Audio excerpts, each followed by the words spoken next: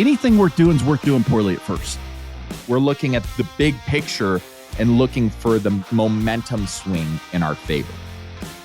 Past experience is no guarantee of future results.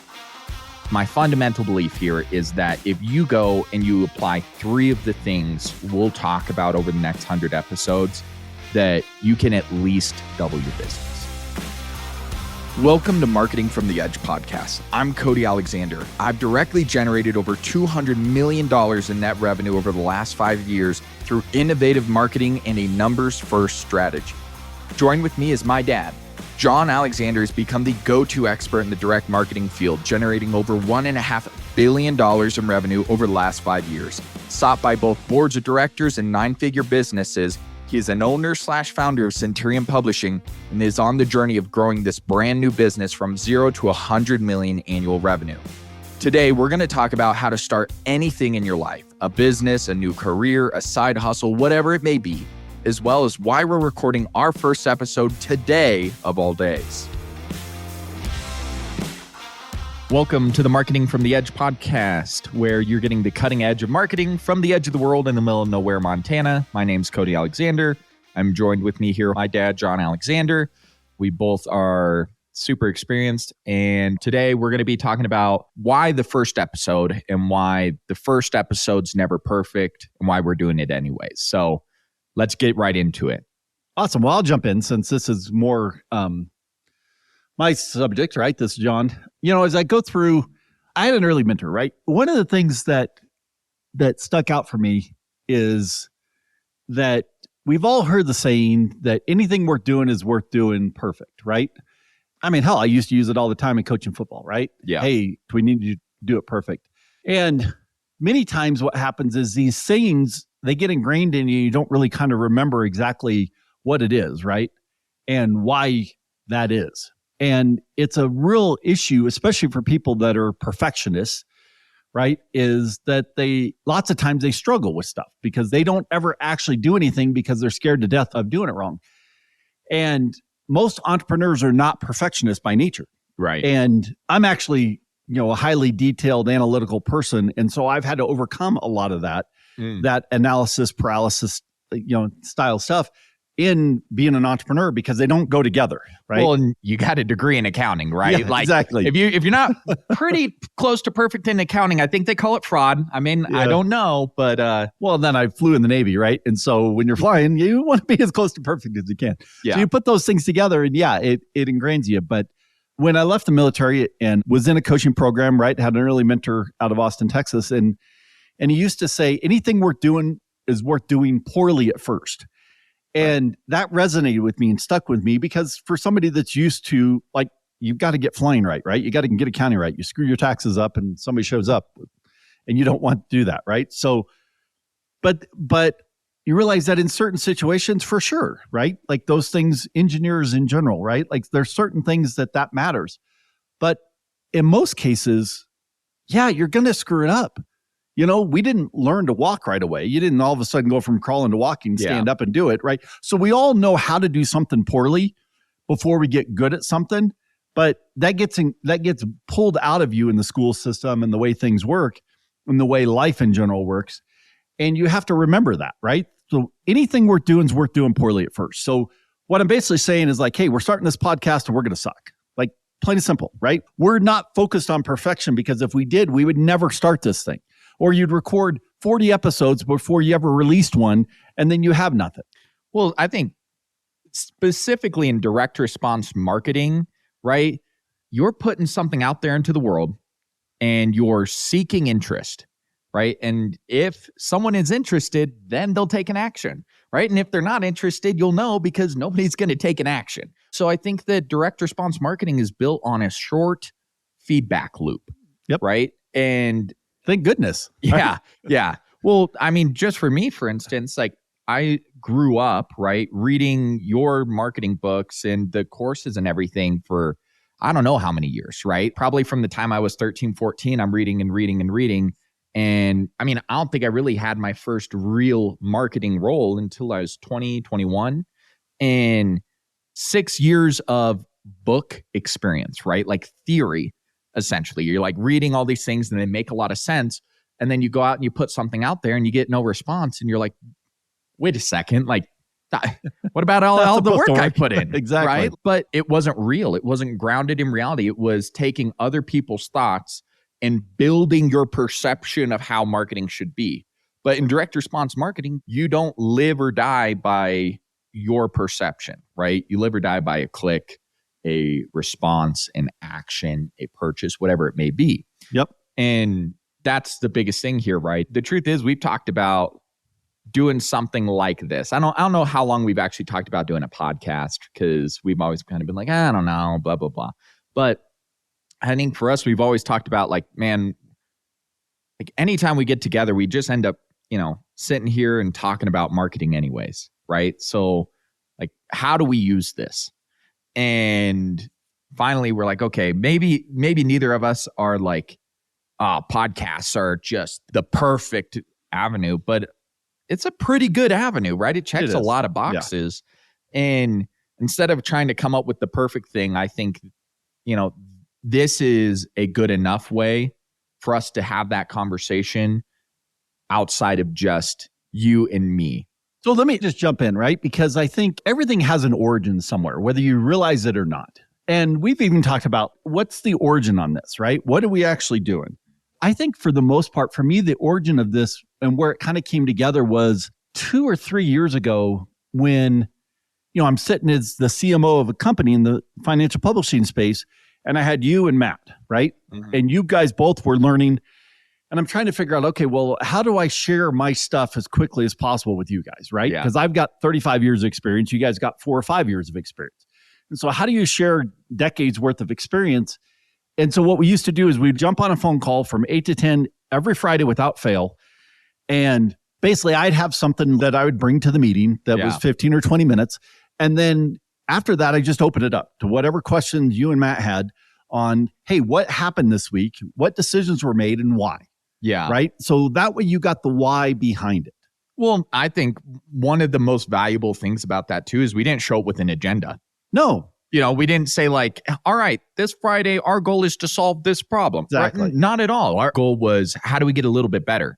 And there's a place for an agenda and a place for out, right? Remember back when we were trying to get a lot of more of the marketers trained up on general marketing experience, we created a 52-week training plan that everybody trained something different, right? That was a good point in a good place, right? There's a place for that. But when you're trying to cover a why, like why are you doing what you're doing? Not what are you doing, but what was the reasoning behind those decisions? It was the fastest way that I found to try to get you two up to speed and as quickly as possible. And it's paid off, right? You've talked a ton about those meetings, right? Matt talks about them all the time and still do it occasionally with Matt. And this is kind of our chance of doing the same thing, is that we'll each show up with subjects. Sometimes we'll have a grounded subject. Sometimes we won't. Some will be more me interviewing you. Some will be more you interviewing me. Yeah. And we just go through and we'll share our experience. Well, and I think the big thing is the difference between strategy and tactics. Yeah. Right? When you need to know something tactical, you need to be clear on here's how it works. Right? Is like, okay, there's a difference between what is a good email marketing strategy as opposed to how do I send an email? Right? One is broad on like, well, what is good email? And it's a big question as opposed to, hey, how do I send an email? It's like, okay, first log into your, it's far more steps or checklist based. And I think for us, this is far more strategy. And those calls were far more strategy, right? It was more about like, what's a big question that we would like answered? Like, one of them that I think really changed a lot of things, whether it was in the business or just my outlook, was you're like, all right, how do we get 60,000 people to show up to an event, right? And you're like, this is a hard question to answer. Like, how do you, you hand out brochures? And obviously that wasn't our model. But point is, like, when you ask an open-ended question like that, you spend a lot more time looking at the opportunity as opposed to the answer. Yeah. And, there's a lot of stuff out there. There's a lot of things, like you said, we have a lot of theory versus reality. And we're going to talk a lot about that on this podcast, not just this episode, but in general, right? Because you and I are big reality people, right? Like experience matters, but only in context of taking action. Right. And past experience is no guarantee of future results. Mm-hmm. And so we have a lot of that. So there's a lot of guys out there that have sound bites all over the place, and whatever you want to say about Grant Cardone and all the other stuff, right? The one thing I do love about Grant, and the thing that I pulled out of that, was his, how do you 10X what you're doing? Because when you 10X something, when you're trying to go that big, it's pretty easy to get a 10% improvement in something. You're like, okay, well, how do we improve our show up rate by 10%? You're like, okay, how do we triple it? Right. Now that takes a whole different set of skills. I think that's such a great point here, because what we're looking for, what we're talking about, like when you're doing business at the level we do business, right, is we're not in the trenches looking for incremental wins, right? We're looking at the big picture and looking for the momentum swing in our favor, right? And you're looking at, okay, this isn't about how do I get a couple more clicks on an email, right? This is like, let's take a cart, for instance. Like, how do I take a cart and get an increased result here? Because here's the subsequent like consequences of that, whether positive or negative, on that movement. Maybe fewer people buy, but you get far more value out of them. And we're going to be discussing what were those big momentum shifts for us over the years, as opposed to like, maybe we'll have episodes about it, but chances are we're not going to be talking about like specifically headlines, right? Yeah, probably not, right? Because we are less about how to send the email and more about, why are you still emailing? Right. You heard it just the other day, I know. talking to a guy on the phone where he's like, hey, email's dead. You're like, no, it's not, Like, old marketing is not dead. Is it run the same way as it was in 1976? No, it's not, right? But every one of those things work. I'm still fighting right now on a telemarketer that called me up to give to the police union, and I happen to give. Oh, no. And then now I get 5 phone calls a day from every other telemarketer group, because telemarketing still works. Yeah. Even though there's do not call lists, there's all that other stuff, it still works, right? There's still a means. So we're not going to get wound up on like hey, here's this, here's how AI is going to solve the world, right? That's not it. But all these things matter, right? All these things will add together. Yeah. And I think what's worked for us necessarily may not work for you, but what we do have is like strong beliefs and opinions based on real data, real decisions that generated real results. And for me, like nothing bothers me more than whether you read a book or an article or a piece of content and you walk away from it and you're all like, yeah, but there's no real life application here. Like this is completely theoretical, like what did they call it? Utopian ideal, right? But as soon as you apply it in reality, you're like, yeah, this falls apart at the seams because it sounds great. It sounds great. And everyone, it's like the idea of like, okay, hey, I think everyone should be able to eat a meal. Hey, if you find someone who disagrees with that, we probably should go get them psychoanalyzed. But the truth is that not everybody gets to eat every meal. That's just not how real life happens. Whether you think that's a good thing or a bad thing or how you feel about that's irrelevant. It's the truth. It's the truth.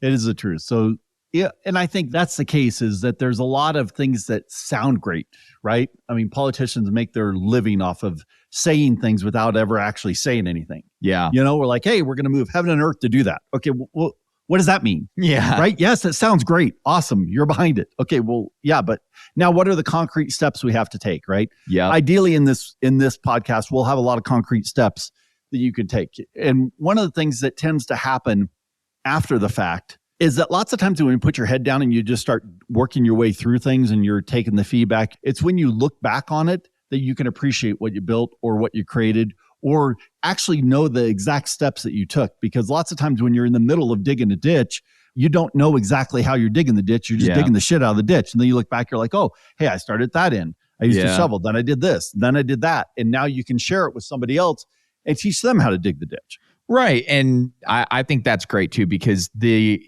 truth is that even just for us, like it wasn't until one day you step back and you're like, hey, like from when I got here to where we're at now, like here's the 73 different ways we make money. Yeah, exactly. That's what I was thinking about, right? Because I sat down when somebody goes, hey, what are all the things that we actually do? And I'm like, shit, let me write them up. And it took no more than about a half an hour. And I filled up my Remarkable with 4 pages of like, boom, here's all the things we do. And it turned out to be 73 different items that got done. Now, just like the 80-20 rule, 8 to 16 of those produced 80% of the results.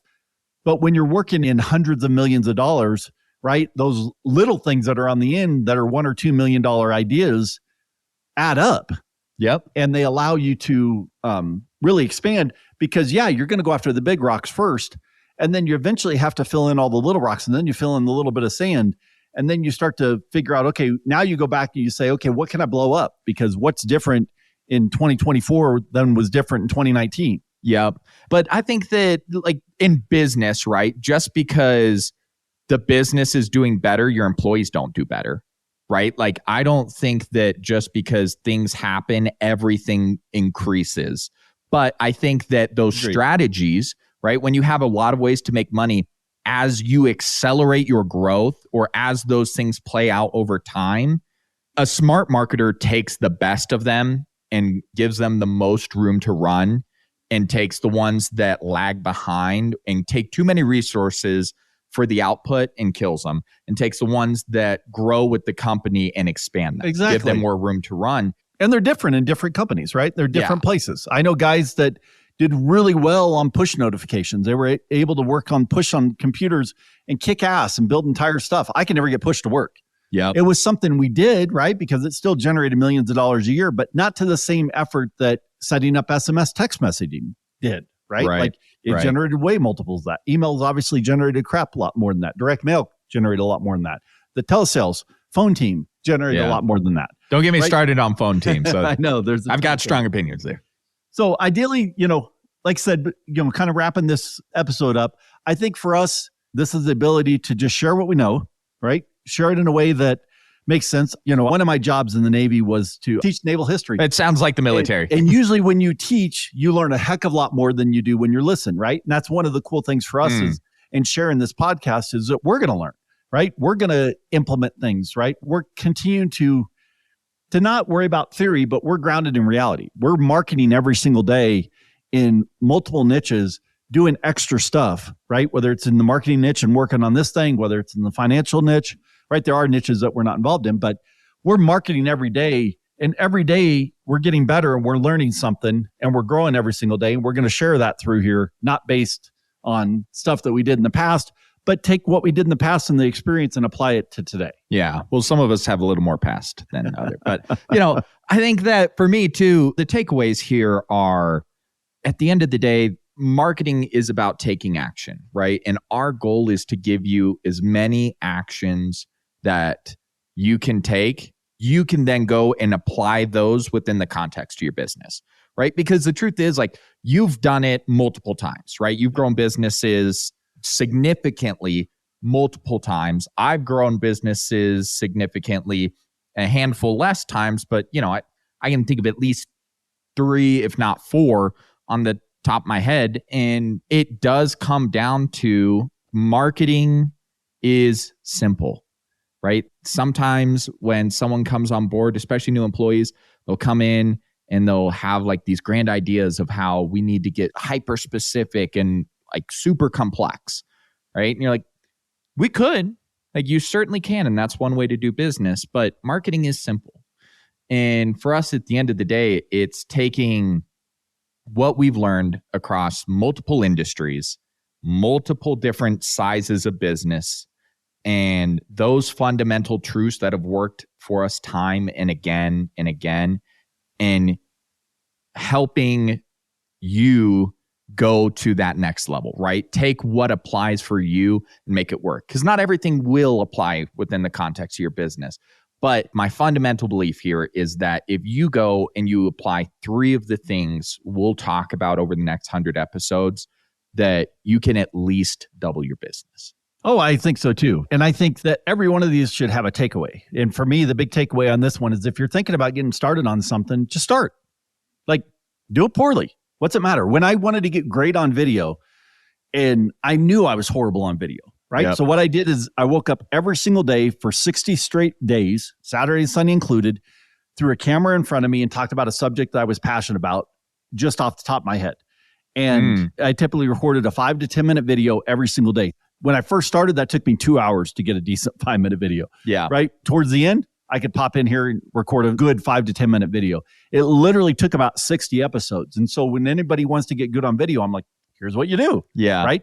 I used to, like I said, coach high school football. You want to get good at being a defensive back, guard receivers a bunch of times and have a bunch of balls thrown at you. Yeah. Guess what? You're going to get better. Yeah. Right. Or you're going to suck. And if you're not getting better, it's because there's nobody there correcting you along the way. Right. But in our world, get started, get it figured out. We're started on this podcast. Yes. By 100 episodes, we're going to be so much better than we are now, but you can't start at 100. You got to start at 1. Yeah. And here's one. And I think just piggybacking off of that, my first email, I still have it. The first email I wrote, I go back and read it sometimes because it's just a reminder of like, was it the best email in the world? No, it was really bad looking back at it now. But you know what? I sent it out there and it got a couple results and I learned from it. And here I am today. And I really feel confident in my ability to write an email, right? That will generate action. Yep. And same thing. I look forward to when we're 10, 20, 100 episodes into this thing, going back and looking at it and being like, man, that was really bad. And that's it. Anything worth doing is worth doing poorly at first. If you remember that, it will overcome a lot of what ends up happening to people, which prevents them from doing a damn thing. And that's the reason why 98% of people don't do anything. Everybody says they've got a book and very few books actually get written. Yep. Right. In the broad scheme of things. It's because they're afraid, right? What if it's not any good? Well, yeah, I'm telling you, it's not going to be any good. Right. Yeah. So why don't you just realize that right off the bat? And if it so happens to be good, then great. So much the better. I agree. Well, I don't know about you, right, but I'm getting hungry. You want to throw some ribs on the grill? Yeah, let's do it. Let's wrap this thing up. We'll see you on the next episode. It'll be better than this one. And the one after that will even be better. So agreed. Talk to you later. You've been listening to Marketing from the Edge podcast. If you want to hear more of our thoughts every week, visit marketingedgepod.com. We'll share more of our very best lessons, thoughts, and strategies for growing a business, as well as some personal stories here from the edge of the world. Invest a couple minutes of your morning and we'll give you the blueprint to growing your business from where it's at today to where you want it to be. That's marketingedgepod.com. If you want to reach out to us directly, feel free to email Cody, C-O-D-Y, at marketingedgepod.com, and you might even get a surprise bonus. Next week, for the first time and probably last time ever, I'm interviewing my dad, John Alexander, on his secret to success in marketing. How he went from living in a small town of less than 2,000 people with no advantages to building one of the most successful direct marketing businesses ever on the planet.